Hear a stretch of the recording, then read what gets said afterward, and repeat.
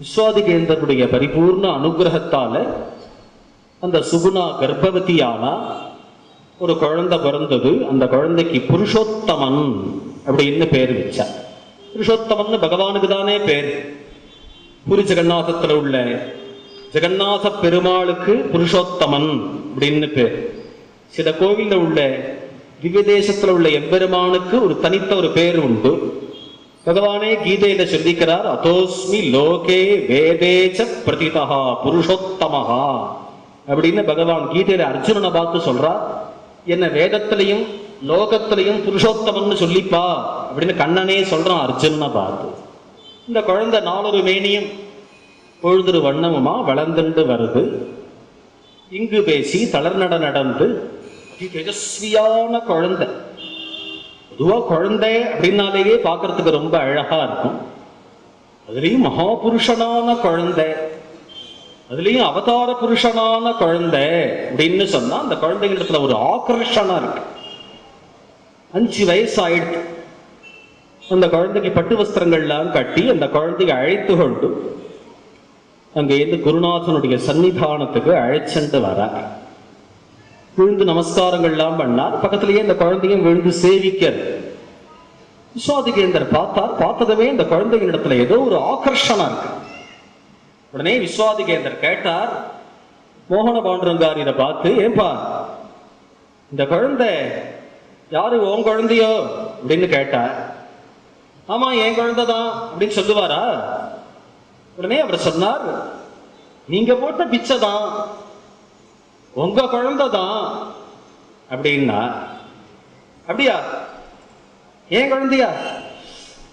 ஏன் குழந்தைன்னா என்கிட்டயே விட்டுடுவியா? அவர் எந்த அர்த்தத்துல கேட்கிறார் அப்படிங்கிறது இவருக்கு புரியுது. என்கிட்டயே விட்டுடுவியா அப்படின்னா என்ன அர்த்தம்னு கேட்டா, அவரிடத்துல ஒப்படைச்சுடணும். அவரிடத்துல ஒப்படைச்சுட்டாக்க அவர் இந்த குழந்தைக்கு சந்நியாசம் கொடுத்து தனக்கு அடுத்தபடியாக பீடத்துல உட்காத்தி வச்சுடுவார். அந்த அர்த்தத்துல இவர் கேட்கிறாங்கிறது இவருக்கு புரியறது. குருநாதர் ஒண்ணு சொல்லி மறுத்தது கிடையாது. அப்படி ஒரு குரு பக்தர் இருந்தாலும் இவர் மனசுல என்ன அப்படின்னு கேட்டாக்க, 10 மாச காலம் சுமந்து பெத்தவ ஒத்தி இருக்கா இல்லையா? ஆகையினால இவர் கொஞ்சம் யோசனை பண்ணார். உடனே இவர் சொன்னார், எதுக்கும் சுகுணாவை கேட்டு சொல்றேன் அப்படின்னு சொல்லிவிட்டார். நேரம் அங்கேருந்து புறப்பட்டு வந்தார். நேரம் சுகுணாவனிடத்துல வந்தார். சுகுணா, நான் இன்னைக்கு குருநாதரை பார்க்க போனேன் இல்லையா? இந்த குருநாதர் கேட்கிறார், இந்த குழந்தைய எனக்கே கொடுத்துடுவியா அப்படின்னு கேட்கிறார். அப்படியா? நீங்க என்ன சொன்ன? எதுக்கும் சுகுணாவை கேட்டு சொல்றேன் அப்படின்னு சொல்லிவிட்டேன். இது கேட்டதும் உடனே அவளுடைய கண்கள்ல கண்ணீர் வந்தது. கண்ணீர் விடுறத பார்த்ததும் உடனே அவர் மனசுல நினைச்சிருந்தார், ஆஹா, புத்திரபாக்கியமே இல்லாம இருந்து கடைசியில ஒரே ஒரு குழந்தை பிறந்தது, அந்த குழந்தையே சன்னியாசியா ஆக்கி விடுறேன் அப்படின்னு அவர் கேட்கிறாரே அப்படின்னு நினைச்சுட்டு இவோ கண்ணீர் விடுறா போல இருக்கு அப்படின்னு மனசுல இவருக்கு தோணித்து சுகுணாவை பார்த்து கேட்டார், ஏம்மா ஏன் கண்ணீர் விடுற அப்படின்னு கேட்டார். இல்ல, என்றைக்காவது நீங்க ஒண்ணு சொல்லி நான் மறுத்தது உண்டா? நீங்க இங்கேந்து குருநாதர் வரைக்கும் போய் குருநாதர் இடத்துல போய் சுகுணாவை கேட்டு சொல்றேன் அப்படின்னு சொல்லிட்டு வந்திருக்கிறேளே அப்படின்னாவோ உடனே இவர் ஆனந்த பாஷ்பம் விட்டாரா. அப்படி ஒரு பதிவிரத்தை, அப்படி ஒரு குண பரிபூர்ணையான ஒத்தியான அந்த குழந்தைய அழைச்சிட்டு வந்தார். நேர விஸ்வாதிகேந்திரத்தையே வந்து ஒப்படைச்சு விட்டார். விஸ்வாதிகேந்திரன் அந்த குழந்தையை ஏற்றுக்கொண்டார். மடத்திலேயே வச்சிருக்கிறார். உபநயனாதி சம்ஸ்காரங்கள்லாம் தானே பண்ணி வச்சார். சாஸ்திரங்கள்லாம் தானே சொல்லி வைக்கிறார். முதல்ல கீழ் சாஸ்திரங்கள்லாம் படிக்கணும். கீழ் சாஸ்திரங்கள்லாம் படிச்சுட்டு தான் மேல் சாஸ்திரம் படிக்கணும். அதாவது மீமாம்சை, நியாயம், தர்க்கம் இதெல்லாம் கீழ் சாஸ்திரம்னு பேர். சாஸ்திரங்கள்லாம் படிச்சுட்டு தான் வேதாந்தம், பிரஸ்தானத்ரய பாஷ்யம்னு பேர், அதெல்லாம் படிக்கணும். கீழ் சாஸ்திரங்கள்லாம் தானே சொல்லி வைக்கிறார். எப்பவுமே படிக்கிறச்ச உண்டியா படிக்கிறத விட கூட ஒரு வித்தியார்த்தியும் இருந்தாக்க, 2 பேரா சேர்ந்து படிச்சாக்க இந்த படிப்புல ஒரு இன்ட்ரெஸ்ட் வரும். தனியா படிச்சோம் அப்படின்னு சொன்னாக்க அதை பரிமாறிக்க முடியாது. ஆகையினால ஞானசாகரன் அப்படின்னு ஒரு குழந்தை, அந்த ஞானசாகரனையும் கூட சேர்த்து விட்டு புருஷோத்தமன் ஞானசாகரன் 2 பேருமா சேர்ந்து படிக்கிறார். 2 பேரும் இணை பிரியாத நண்பர்கள், அருமையான நண்பர்கள். சாஸ்திரங்கள்லாம் படிக்கிறார். கீழ் சாஸ்திரங்கள்லாம் பூர்த்தியாச்சு. அப்ப இந்த விஸ்வாதிகேந்திரன் காசி யாத்திரையா புறப்பட்டார். இந்த குழந்தைகள் தானும் கூட வருவேன் அப்படின்னு கிளம்புறா. அப்படி கிளம்பும் பொழுது விஸ்வாதிகேந்திரன் சொன்னார், யாத்திரை முக்கியம் இல்லப்பா, சாஸ்திரம் கெட்டு போயிடும், படிப்பு கெட்டு போயிடும், படிப்பு தான் முக்கியம். என் கூட நீ யாத்திரை அப்படின்னு கிளம்பினியானா படிப்பு சரியா நடக்காது. ஆகையினால இங்கேயே இருந்து கொண்டு சாஸ்திரங்கள்லாம் படி, அப்புறம் நீ காசிக்கு வரலாம். அந்த காலத்துலலாம் காசி யாத்திரை அப்படின்னு சொன்னாக்க சுலபமா போயிட்டு வர முடியாது. இந்த காலத்துலலாம் ஃப்ளைட்டில் போயிடலாம், ட்ரெயினில் போயிடலாம், வசதி இருக்கு. அந்த காலத்துலலாம் நடந்து தானே காசி யாத்திரை அப்படின்னா போகணும். 1 மாசம் 2 மாசம் கூட ஆயிடும். மேலும் இவர் போய் காசியிலேயே பகுகாலம் இருப்பார். அப்படி மனசுல சங்கல்பிச்சுட்டு இவர் போறதுனால இவர் இந்த குழந்தைகளை காஞ்சிபுரத்திலேயே விட்டுட்டு கிளம்பிட்டார். இங்கேயே சாஸ்திரங்கள் படிச்சுட்டு இருக்கிறார். கொஞ்ச காலம் படிச்சார்கள். அப்புறம் குருநாதரிடத்திலேயே போய் வேதாந்தம் படிக்கணும் அப்படின்னு இவாளுக்கு ஆசை. ஆகையினாலே காசி கிளம்பிடலாம் அப்படின்னு இவாளுக்கு தோணித்து காசிக்கு கிளம்புறார். இப்படி காசிக்கு கிளம்புற சமயத்துல இந்த ஞானசாகரன் இருக்கிறானே, இந்த ஞானசாகரன் ஜோதிஷ சாஸ்திரம் நன்னா தெரிஞ்சுன்னு இருக்கிறான். ஜோதிஷம் நன்னா தெரிஞ்சுன்னு இருக்கிறதுனால அவனுக்கு முன்கூட்டியே தெரிஞ்சிருக்கு தான் பகுகாலம் இருக்க மாட்டோம் அப்படின்னு அவன் தெரிஞ்சு வச்சுருக்கிறான். ஆகையினாலே அவன் புருஷோத்தமன் கிட்ட சொன்னான், வாழ்க்கைங்கிறது தாத்காலிகம்பா, வாழ்க்கை அனித்தியம். நீ கூப்பிடுற நானும் வரேன்.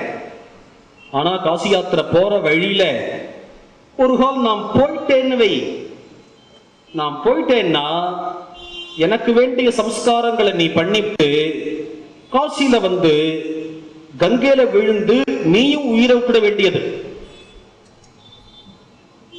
இல்ல. நீ போயிட்டேன்னு வை, உனக்கு வேண்டிய சம்ஸ்காரங்களை நான் பண்ணிட்டு காசியில வந்து கங்கையில விழுந்து நான் உயிரை விட்டுட வேண்டியது. இப்படி அவளுக்குள்ள ஒரு உடன்படிக்கையா. இது என்ன உடன்படிக்கை அப்படின்னா, ஒரு ஆருயிர் நண்பன் அப்படின்னு சொன்னாக்க இகத்திலையும் சேர்ந்திருக்கணும், பரத்தலையும் சேர்ந்திருக்கணும். எக்காரணத்தை கொண்டு நம்ம பிரியவே கூடாது. அப்படி கூட நண்பர்கள் இருப்பார்களான்னா இருக்கார்களே. சுக்ரீவன் சொல்றான், சுக்ரீவன் ராமச்சந்திரமூர்த்தியை பார்த்து சொல்றான், தனத்யாகா கிருஹத்யாகா தேகத்யாகோபி வா புனः வயஸ்யார்த்தே பிரவர்த்தந்தே ஸ்நேகம் திருஷ்டுவா ததா விதம். இப்படி ஒரு ஸ்லோகம் ராமாயணத்துல இருக்கு. ஒரு நண்பன் ஒரு நண்பனுக்காக சொத்தை விட்டாலும் விடுவான், வீட்டை விட்டாலும் விடுவான். இப்ப சொல்றான் சரீரத்தை விட்டாலும் விடுவான். சுக்ரீவன் ராமருக்காக உயிரையே கணிசிக்காம யுத்தம் பண்றதுக்காக வராமத்தா தேகத்யாகோபி வா புனஹா. அப்படி ஒரு நண்பர்களா இவர்கள். புருஷோத்தமன் ஒத்துனுட்டான், அப்படியே ஆகட்டும். 2 பேரும் புறப்பட்டார். புறப்பட்டு அங்கேந்து பாத யாத்திரை நடந்து நடந்து நடந்து நடந்து வரார்கள். ஆந்திர பிரதேசம். ஆந்திர பிரதேசத்திலே ஒரு கிராமத்திலே கடுமையான ஜரம் வந்துடுத்து இந்த ஞானசாகரனுக்கு. கடுமையான ஜரத்துல ஜர வேகத்துல இந்த ஞானசாகரன் காலமாயிட்டான். புருஷோத்தமன் செய்ய வேண்டிய சம்ஸ்காரங்கள்லாம் செய்தான். இங்க பாருங்க ஒரு ஆச்சரியம். இது மாதிரி ஒரு உடன்படிக்கை இருக்கு அப்படிங்கிறது புருஷோத்தமனுக்கு மட்டும்தான் தெரியும். ஏதோ உடன்படிக்கை பண்ணிக்கும் பொழுது உடன்படிக்கை பண்ணிப்பாளே தவிர அப்புறம் காசியில போய் கங்கையில போய் விழுந்து உயிரை விட்டுடணும் அப்படின்னு சொன்னா எவன் கேட்பான்? எவனாவது கங்கையில போய் உயிரை விடுவானா? ஞானசாகரன் அவன் தலையெழுத்து போயிட்டான். ஞானசாகரன் போயிட்டாங்கிறதுக்காக அப்புறம் தாம் போய் கங்கையில போய் விழுவாளான்னு ஏதோ உடன்படிக்கை பண்ணிட்டோம் அப்படின்னு தானே நினைப்பா. இல்ல உடன்படிக்கையை வெளியில சொல்லாம அப்படியே மறைச்சு விடலாம். ஆனா இந்த புருஷோத்தமன் சத்தியசந்தனா, தீரன். சத்தியத்துக்கு அவ்வளவு மதிப்பு கொடுக்கக்கூடியவனா. அதுக்குதான் இப்ப இந்த கதை. ஆகையினால அவன் என்ன நினைக்கிறான், சத்தியம் தான் சத்தியம், உடன்படிக்கை பண்ணிட்டதுதான், மீறக்கூடாது, சத்தியம் தான் சத்தியம். ஆகையினால கங்கையில போய் விழுந்துட வேண்டியது அப்படின்னு அவன் தீர்மானம் பண்ணிட்டான். நேர காசி கஷேத்திரம் வந்தார். விஸ்வாதிகேந்திரரை வந்து தரிசனம் பண்ணார். விஸ்வாதிகேந்திர விழுந்து சேவிச்சார். எங்களுக்கு கீழ் சாஸ்திரங்கள்லாம் படிப்பு பூர்த்தி ஆயிடுத்து, இனிமே வேதாந்தம் தானே படிக்கணும், அதான் வேதாந்தம் படிக்கிறதுக்கு உங்களிடத்திலேயே படிக்கலாம் அப்படின்னு நினைச்சிட்டு அங்கேருந்து புறப்பட்டு வந்தோம். அப்படியா, நல்லது. இல்ல ஞானசாகரனும் கூட வந்தான், ஞானசாகரன் வழியிலேயே போயிட்டான். ஆஹா, அப்படியா, இதை பத்தி பரவாயில்ல, வேதாந்தம் நீ படிய.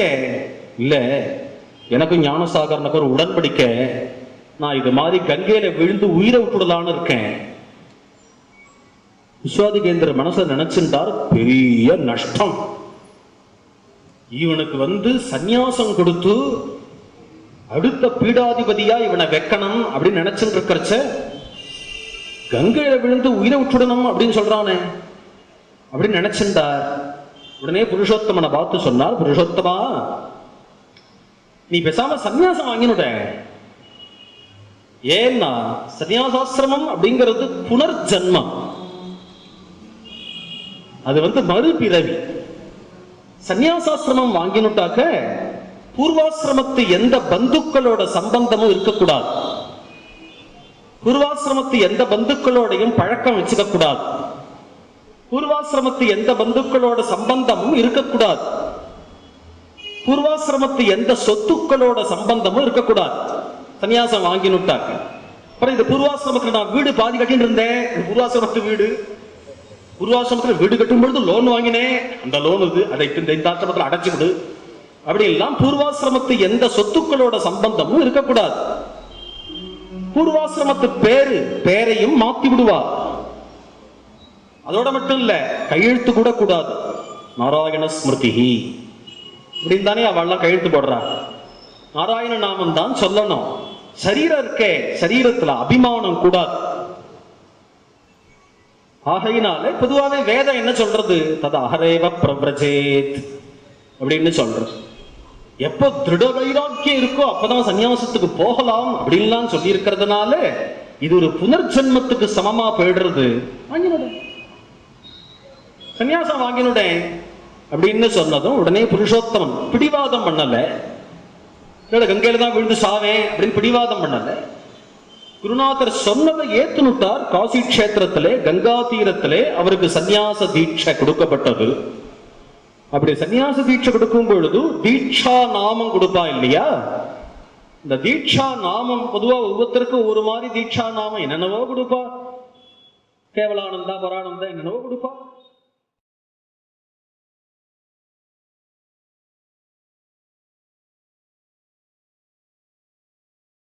கூடிய ஒரு ஜீவனுக்கு ஒரு போதத்தை கொடுக்கணும், ஒரு உணர்ச்சியை கொடுக்கணும்.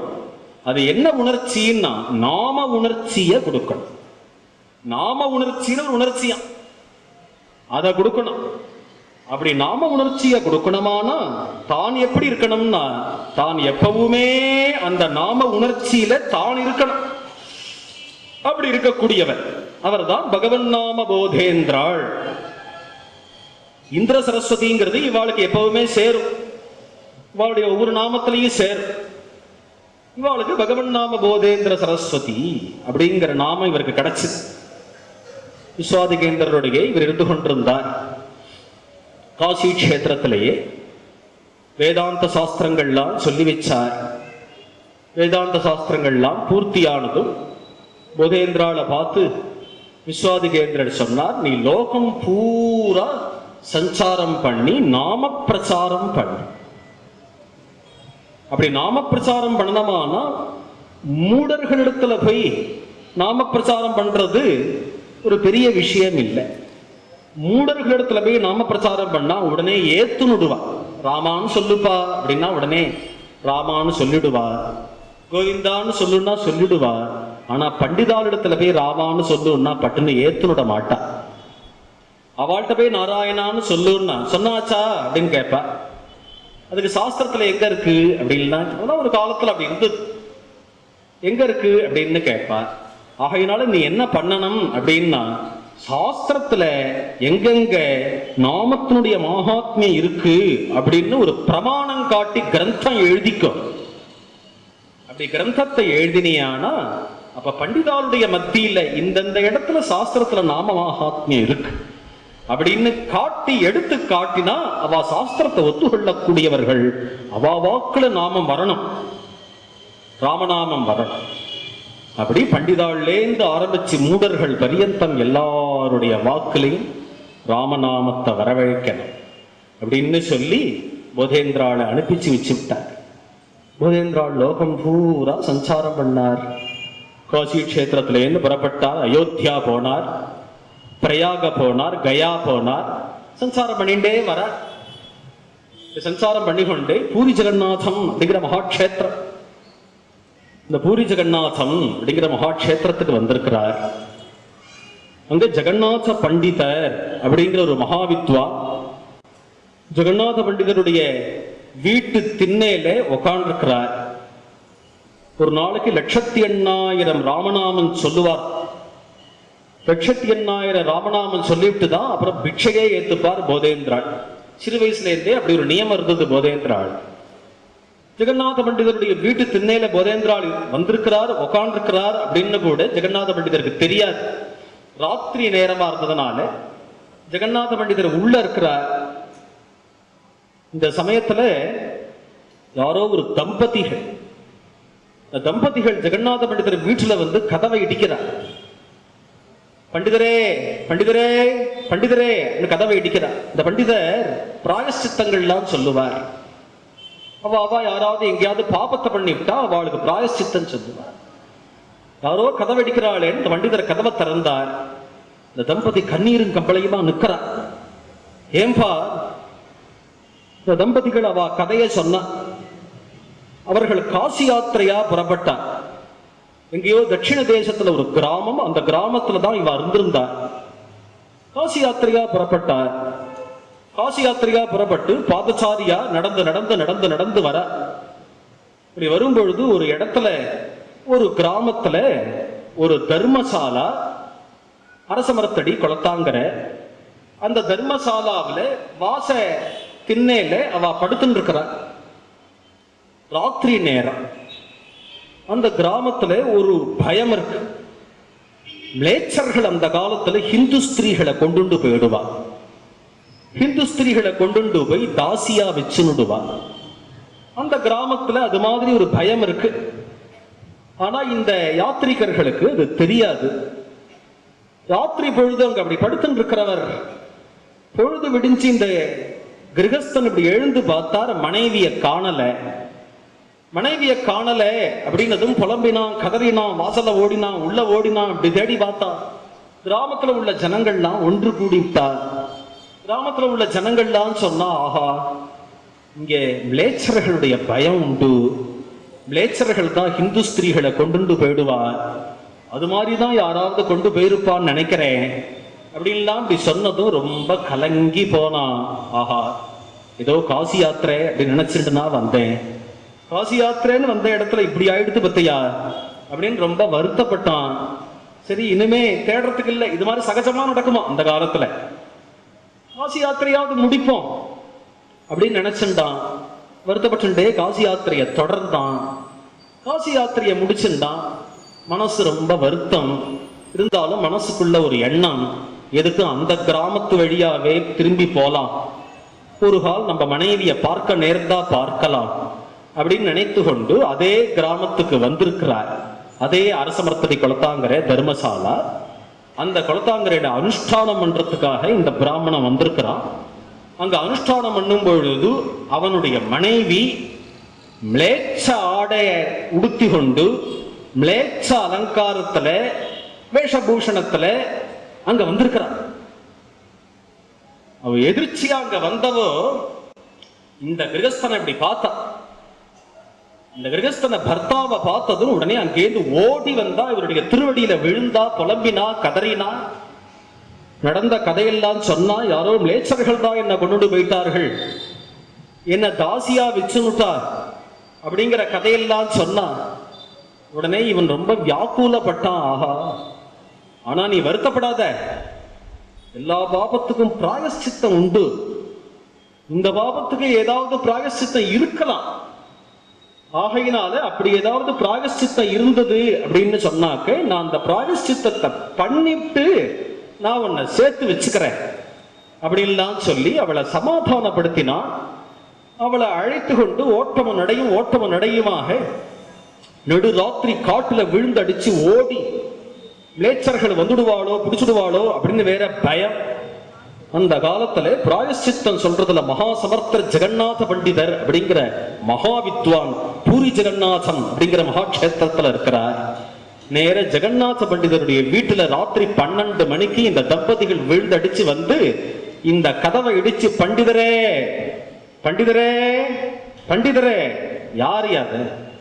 ராத்திரி 12 மணிக்கு கூட பிராயஷ்சித்தம் வந்து கேட்கிறா. இந்த நாள்ல நல்ல வேளை, நல்ல காலம், பிராயஷ்சித்தம் பண்ணிக்கணுங்கிற ஆசை உடையவாளா இருக்கிறதுனால இந்த நாள்ல எல்லாம் பிராயஷ்சித்தம் பண்ணிக்கிறங்கிற ஆசை உடையவா யாரு?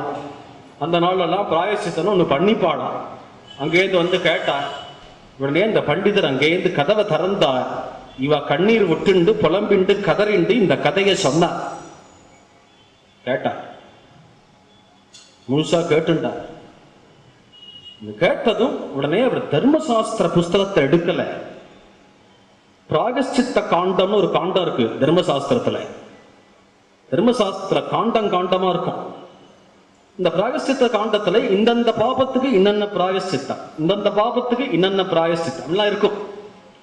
பார்க்கவே இல்லை. இந்த பிராயஷ்சித்தம் பண்ணுங்கோ அப்படின்லாம் சொல்லவே, சொல்லணும் இல்லையா? அப்படி சொல்லல. இத கேட்டா. இதை கேட்டதும் உடனே அவர் கண்ணை மூடின்னு சொன்னார், 3 தடவை ராம ராம ராமான்னு சொல்லு, உன் மனைவியை சேர்த்து வச்சுக்கோ. சொல்லும் பொழுது அவருடைய தாயார் வயசான கிழவி உள்ள உட்கார்ந்துருக்கிறார். அவ காலை தடவிண்டே, வயசான பாட்டிலாம் அப்படித்தானே உட்கார்ந்துருப்பா, இந்த காலை தடவிண்டே உட்கார்ந்துருக்கிறவோ உள்ளேந்து அவ கத்தினா, ஏண்டா 3 தடவை ராமான்னு சொல்லு அப்படின்னு சொல்ற, பாபம் போறதுக்கு 1 தடவை சொன்னாலே போறாதா அப்படின்னா. ஏன்னா அகண்டநாமம் 24 மணி நேரம் ராமநாமா சொல்றது இல்ல 12 மணி நேரம் ராமநாமா சொல்றது அப்படிங்கறதெல்லாம் பக்தி வரத்துக்காகும். பாபம் போகணும் அப்படின்னு சொன்னா ஒரே 1 தடவை ராமான்னு சொன்னா போறாதா? உங்க அப்பா இது மாதிரி யாராவது பாபிகள்னு வந்தா ராமான்னு சொல்லு அப்படின்னு தானடா சொல்லுவார். 3 தடவை என்னடா ராமநாமத்துக்கு கெடு, 3 தடவை சொல்லுன்னு சொல்றையே அப்படின்னாடா. ரொம்ப மகா வித்வான்கள் ஆத்தலாம். அந்த வித்வானை விட அவாத்து மாமி வித்வானா இருக்கும், விதுஷியா இருக்கும். சம்ஸ்கிருதத்துல விதுஷி வித்வான் விதுஷிம்பா இல்லையா, அப்படி இருப்பாள். என்ன இவ என்ன சான்ஸ்கிரிட் எம்ஏ படிச்சுக்கிறா அப்படின்னா ஒரு படிப்பு கிடையாது, ஒரு சாஸ்திரம் படிக்கல. இப்ப என்ன பண்ணா, கேட்டு கேட்டு கேட்டு கேட்டு கேட்டு கேள்வி ஞானம். இந்த கேள்வி ஞானத்திலேயே அவா பெரிய வித்வானா போயிடுவா இல்லையா? அது மாதிரி அந்த பாட்டி, இந்த பாட்டி அவத்துக்கு இந்த பிராயஷ்சித்த கேஸ் நிறைய வரும். தினசரி பொழுது பிடிச்சா இதுதான். அதை பார்த்து பார்த்து கேட்டு கேட்ட இவ அப்பா மகா பண்டிதர், லட்சுமிதர கவின்னு பேர். அதை பார்த்தே அவளுக்கு அவ்வளவு வித்வத்தம். அவ அங்கேருந்து சொல்ற, அங்கதான் போதேந்திராள் உட்காண்டு. உடனே போதேந்திராள் தண்ட கமண்டலுவோட அந்த திண்ணையிலேருந்து கீழே இறங்கி விட்டார். இறங்கி அங்கேருந்து வந்து இந்த ஜெகநாத பண்டிதரை பார்த்து கேட்கிறார், ராமநாமா சொல்லு சேர்த்து வச்சுக்கோ அப்படின்னு சொன்னேப்பா, அதுக்கு என்ன பிரமாணம்? உடனே ஜெகநாத பண்டிதர் சொன்னார், எனக்கு ஒன்றும் தெரியாது, எங்க அப்பா ஒரு கிரந்தம் பண்ணியிருக்கிறார். எங்க அப்பா ரொம்ப பெரிய வித்வான், அவர் ஒரு கிரந்தம் பண்ணியிருக்கிறார். அந்த கிரந்தத்துக்கு நான் பகவன் நாம கௌமுதி அப்படின்னு பேரு, அதுதான் பிரமாணம். ஆஹா, நாம சித்தாந்தத்துக்கு கிரந்தம் பண்ணணும்னு நான் நினைச்சுட்டு இருக்கேன். நாம சித்தாந்தத்துக்கு கிரந்தம் முன்னாடியே இருக்கு போல இருக்கேன். நம்ம தான் பண்ணணுங்கிறது இல்ல போல இருக்கேன். நம்ம பண்றதுக்கு முன்னாடியே கிரந்தம் யாரோ பண்ணிருக்காளே அப்படின்னு மனசுக்குள்ள சந்தோஷப்பட்டார், ஆனந்தப்பட்டார். உடனே அவருக்கு இது போல லைட் இல்லாத காலம் போதேந்திராளுடைய காலம். பொழுது விடியட்டமே, பொழுது விடிஞ்சா அந்த கிரந்தத்தை பாராயணம் பண்றது படிக்கிறது அப்படின்னு அவருக்கு தோணல. அதை பார்க்கறதுல உள்ள ஒரு ஆசை. உடனே ஜெகநாத பண்டிதரை பார்த்து கேட்டார், அந்த கிரந்தத்தை சித்த எடுத்துன்னு வருமே அப்படின்னார். அந்த பகவன் நாம கௌமுதியை எடுத்துட்டு வந்தார். ராத்திரி பூரா ஒரு தீபத்தை ஏத்தி வச்சுண்டு நாமத்துல உள்ள ஒரு ஆசை. ராத்திரி பூரா பகவன் நாம கௌமுதியை பூரா படிச்சார். ஆக்ருஷ்டி கிருத சேதசாம் சுமஹதானுச்சாடனம் சாம்ஹசாயாம் அமூகலோக சுலபஹ வஸ்யஸ்ச மோக்ஷஸ்ரியஹ நோ தீக்ஷாம் ந சைஹே தக்ஷிணாம் ந ச புரச்சர்யாம் மனாகீக்ஷதே மந்த்ரோயம் ரசனாஸ்பிருகேவ பலதி